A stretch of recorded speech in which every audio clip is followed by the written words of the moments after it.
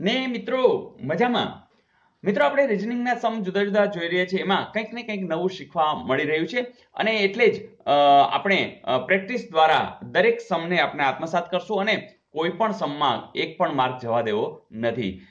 જેમ કે પાસાવાળા ઘણી વખત આ સમ પૂછાય છે, એમાં આવું પૂછાયેલું કે નીચે એક માનક પાસો દર્શાવવામાં આવેલો છે, તેને જોઈને જણાવો કે 5ના અંક સામે શું હોય. મિત્રો સાવ સહેલું. જો એક વસ્તુ અહીંયા સમજવાનું કે માનક પાસો શબ્દ છે ને એને પકડી લેવાનો. તો કેવી રીતના કે જો કોઈ પણ પાસો માનક હોય તો શું હોય, તો ચલો એક સૂત્ર હમણાં ઘણા સમજથી નથી આવ્યું ને, ચલો આપી દઉં. તો મિત્રો સૂત્ર સાવ રેડી છે કે માનક પાસાની વાત સામ સામે થાય સાત. જી હા મિત્રો, સામ સામે તમને ખબર છે કે આની સામે અહીંયા દેખાતું નથી, આની સામે પણ કંઈક અંક હશે, આની સામે પણ અંક હશે.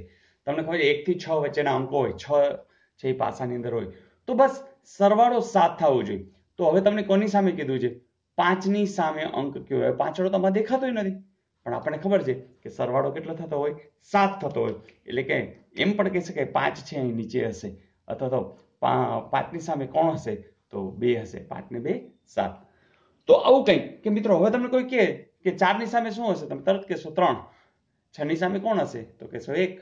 તો આવી કંઈક વાત કે તમે પાસાની અંદર માનક પાસો હશે ત્યારે એનો સરવાળો શું થતો હશે? 7. તો એકવાર ખબર પડી ગઈ પછી કોઈ પણ સમ તમને આવડી જશે. જોઈએ નેક્સ્ટ. મિત્રો ફરીથી આ પણ જે પાસા આધારિત છે. હવે પહેલી વાત એ કે 5ની વિરુદ્ધ આમાં સીધે સીધું 2 નહીં લખી નાખવાનું, કારણ કે એ કેમ ખબર પડે? તો આપણને ખબર છે કે સામ સામે 7 થતા હોય, બરાબર. સામ સામે 7 એટલે શું કે તમે 1 હશે તો ત્યાં સામે કોણ હશે? 6 હશે. 2 હશે એની સામે કોણ હશે? તો કે 5 હશે. 5ની સામે 2, 6ની સામે 1, એ રીતે 3 હશે તો કોણ હશે? 4. તો 4ની સામે કોણ? 3. તો આ માનક પાસાની વાત થઈ. તો આપણને ખબર છે કે સામે હોય તો આની સામે દેખાય નહીં, આની સામે દેખાય નહીં, આની સામે દેખાય નહીં, અત્યારે નથી દેખાતા. પણ બાજુ બાજુમાં કંઈક 7 થઈ જતું હોય ને તો એનો અર્થ કે માનક પાસો નથી. જોજો કે આ 6 ને 1 7 થઈ જાય છે, 5 ને 2 7 થઈ જાય છે, મતલબ કે સામ સામે હોવા જોઈએ એવું તો છે નહીં, એટલે કે આ માનક પાસા નથી. તો શું કરું? તો મિત્રો સાવ સહેલું. તમે કોણે બેઝ બનાવો છો એની વાત છે. તો તમે ધ્યાનપૂર્વક જોશો ને તો આમાં એટલું બધું ઈઝી છે કે તમે તરત પકડી શકશો. ભાઈ સામે હોય એ બાજુમાં તો કોઈ દી હોય નહીં. તો આવો એ વાતનો આપણે ઉપયોગ કરીએ. મિત્રો સ્માર્ટ વર્ક તો એવું પણ થઈ શકે કે આ તો ઠીક છે, આટલું બધું આપ્યું છે, ન આપ્યું હોય તો ચાલે. જેમ કે હું એકડો છે, અહીંયા એકડો છે, તો એકડાની બાજુમાં કોણ કોણ છે? તો એકડાની બાજુમાં કોણ છે? 3 છે, 2 છે. ચાલો એકડાની બાજુમાં કોણ છે? 4 છે, 6 છે. મિત્રો જોજો એકડાની બાજુ આટલા બધા હોય તો હવે કોણ બાકી રહ્યું? તો તમે તરત કહેશો સર 5 છે એ બાજુમાં નથી. જો 3, 2, 4, 6 છે, તો એકની બાજુમાં મતલબ કે એકની કોઈ પણની ચાર જ છે એ બાજુ મળે, બરાબર. તો સામે એમને એમ કહી દો કે કોણ હશે? 5. જો એકની સામે 5 હોય તો 5ની સામે કોણ હોય? 1. તો હવે આની તો કંઈ જરૂરી ન હોય. મિત્રો આવું સ્માર્ટ વર્ક. તો મને લાગે છે હું આનો એક વિડીયો બનાવીશ, એટલે જેથી કરીને તમને ખ્યાલ આવી જાય કે પાસાવાળા પણ આપણે 1 માર્ક જવા દેવા નથી. તો મજા આવી. જોઈએ આજનું હોમવર્ક. જે લોકોને સમજાણું ન હોય એને ફરીથી કે મિત્રો કોઈ પણ પાસો જ્યારે છે, જેમ કે આ પાસો છે, એ પાસાની સામે જ્યારે એક તમે 3 જ બાજુ જોઈ શકો, હે ને. જ્યારે અહીંયા 1 છે, અહીંયા 3 છે, અહીંયા 5 છે, તો તમને ખબર છે કે આ 3ની બાજુની સાઈડમાં સામેની સાઈડ અહીંયા આવતી હોય, આની સામેની સાઈડ અહીંયા આવતી હોય, આની સામેની સાઈડ અહીંયા આવતી હોય. તો આવી જે વાત છે, તો પાસ પાસે છે એ કોઈ દિવસ સામે હોવાના જ નથી. એટલે પાસાની જુદી જુદી આમ પરિસ્થિતિ એ લોકો આમ બતાવી છે, હે ને. એક જ પાસો હોય એમ કે આમ રાખીને શું છે, આમ રાખીને શું છે, એવું બતાવ્યું છે. તો બસ આ પાસા 4 એની બાજુ બતાવી છે. તો ખબર તો છે કે પાસો તો એક ને એક છે, એટલે જ્યારે આપણે ખબર છે એકની બાજુમાં 2 અને 3 હોય તો સામે તો હોવાના જ નહીં. તો એ વસ્તુનો આપણે ઉપયોગ કરીએ. એ જે રીતે 1 અને 4 ને 6 તો બાજુમાં છે, એટલે એકની સામે તો છે જ નહીં. તો કોણ વધ્યું? તો ખબર છે ટોટલ તો 6 જ હોય, તો આમાંથી તમને 2 અને 2 4 ને 5 તો મળી જ ગયા છે. એનો અર્થ કે કોણ હોય? 5 છે એ એવો છે કે જે સામે હશે અને કોની સામે હશે? એકની સામે. તો બસ આ વાતનો સીધે સીધો ઉપયોગ છે અને મને લાગે છે કે તમને સ્યોરિટીથી આવડી જશે. જોઈએ આજનું હોમવર્ક. મિત્રો પ્રશ્ન આવો હતો કે વિજય પોતાની ઓફિસથી પશ્ચિમ દિશામાં ચાલવાનું શરૂ કરે છે. 40 મીટર ચાલ્યા પછી તે ડાબી બાજુ વળી જાય છે. ફરી તે ડાબી બાજુ વળી 40 મીટર ચાલે છે, તો તે ઓફિસથી કેટલો દૂર અને કઈ દિશામાં હશે? 50 મીટર પશ્ચિમ, 40 મીટર દક્ષિણ, 40 મીટર ઉત્તર અને 50 મીટર દક્ષિણ. તો મિત્રો હવે તમને આવડે જ છે, દિશા આધારિત છે અને તમને આવડી જશે. જોઈએ લાસ્ટ આપેલું હોમવર્ક.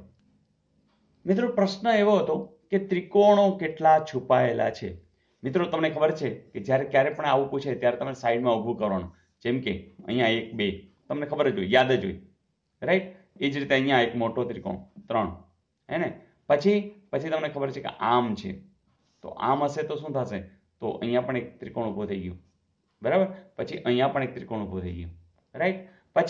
પછી જ્યારે તમે આમ કરીને આમ કરો છો ત્યારે મિત્રો જુઓ, આ 1, આ 2, આ 3, આ 4, આ 5 અને 6 તો એમને ઊભા થઈ જાય છે, હા કે ના. તો જ્યારે કોઈ પણ વસ્તુ જ્યારે તમે આકૃતિ દોરો છો ત્યારે નવું ડેવલપમેન્ટ શું છે એ તમારે જોતું જવાનું છે. પણ સાથે સાથે તમે એ પણ જોશો કે અહીંયા આ પણ એક ત્રિકોણ ડેવલપ થઈ રહ્યો છે, હા કે ના. તો એ જ રીતે હવે તમે ઝીણી નજર કરશો તો તમને બીજું પણ સમજાશે કે આ પણ એક ત્રિકોણ ડેવલપ થઈ રહ્યો છે.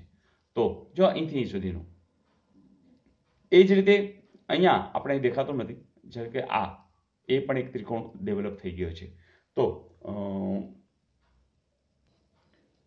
એક ત્રિકોણ તમે ચૂકી ગયા હતા અને એ કયો છે આ ત્રિકોણ. જો આપણે ગણી લઈએ 3 9 10 અને 14, હજી મને લાગે છે એક ત્રિકોણ બાકી છે અને એ ત્રિકોણ છે આ, બરાબર.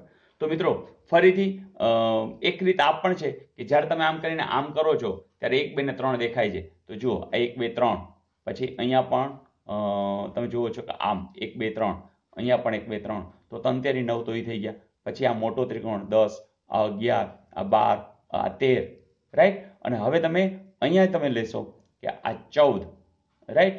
અને એક વધારાનો ત્રિકોણ આ 15. તો આ રીતે પણ તમે ગણતરી કરી શકો છો. પણ કહેવાની વાત એ છે કે જેમ પ્રેક્ટિસ કરશો એ મિત્રો તમને મજા આવશે, નવું નવું જાણવા મળશે. તો મિત્રો મજા આવી, ધેટ્સ ગુડ. તો આનંદથી કામ કરતા રહીએ, આગળ વધતા રહીએ, બધાને જોડતા રહીએ. તો કામ તો ઘણું બધું કરવાનું છે પણ આનંદને જરાય ઓછો થવા દેવો નથી, કારણ કે આ શીખવાનો આનંદ છે. અને મિત્રો એટલે જ આપણા એનડીસી પરિવારમાં બધા મિત્રો રાજીપો વ્યક્ત કરી રહ્યા છે.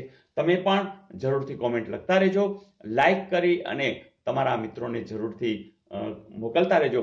અને હા, કેટલાકે હજી સબસ્ક્રાઇબ નહીં કર્યું હોય, મિત્રો સબસ્ક્રાઇબનો હેતુ એવો છે કે તમને રોજે રોજ સીધું તમારા મોબાઈલની અંદર સબસ્ક્રાઇબ અને બેલ દાબવાથી તમારા મોબાઈલની અંદર તરત ને તરત મેસેજ આવી જશે અને તમને જોવાનું મન થઈ જશે અને એ નોટિફિકેશનના આધારે તમે જોઈ નાખશો અને એમ તમે ઝડપથી આગળ વધશો. તો એ પણ તમારા ફાયદામાં છે. અને આપણી ચેનલની અંદર વધારે વ્યૂઝ થાય એ પણ જરૂરી છે. કારણ શું છે કે આપણે ઠેઠ સુધી પહોંચવું છે. એટલે એક વિડીયો તમે જોયો હશે, કોકને પહોંચાડ્યો હશે, એ જોશે તો ફરીથી નવો વિડીયો જોવાનું એને મન થશે અને એ રીતે આપણે બધા સુધી પહોંચી જશું. Wish you all the best. આવજો.